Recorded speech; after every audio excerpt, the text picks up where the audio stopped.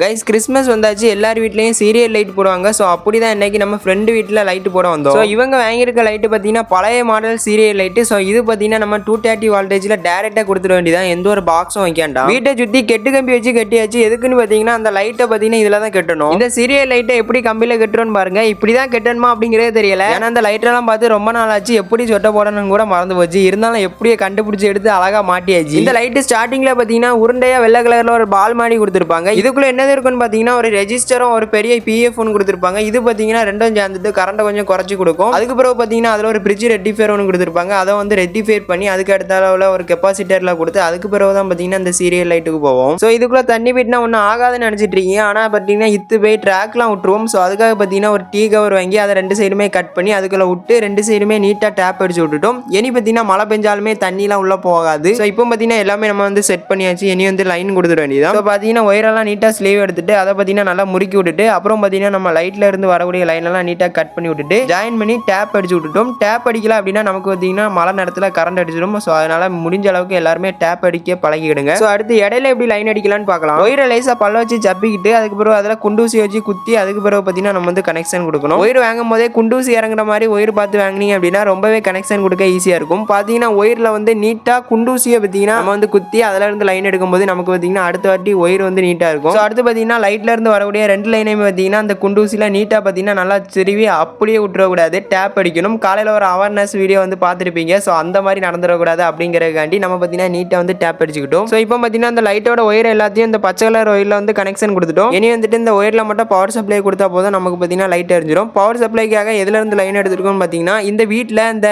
திண்டுக்கு மேலே பார்த்தீங்கன்னா ஒரு பல்பு படகுக்கு ஒரு லைன் பார்த்தீங்கன்னா எடுத்து விட்டுருந்தாங்க, சும்மா தான் கிடந்துச்சு. ஸோ அதில் பார்த்தீங்கன்னா நீட்டாக வந்து கனெக்ஷன் பண்ணிட்டு அதுக்கு பிறகு டேப் அடிச்சு விட்டுட்டோம். ஸோ நைட்டு பார்த்தீங்கன்னா சுவிட்சை போட்டவொன்னே வேற லெவலில் பார்த்தீங்கன்னா லைட் எரிஞ்சிச்சு. இந்த மாதிரி இன்ட்ரெஸ்டிங்கான வீடியோ பார்க்குறதுக்கு மறக்காம நம்ம சேனலை சப்ஸ்கிரைப் அண்ட் ஃபாலோ பண்ணி வச்சிருங்க. நெக்ஸ்ட் ஒரு இன்ட்ரெஸ்டான வீடியோ சந்திக்கலாம். Bye guys.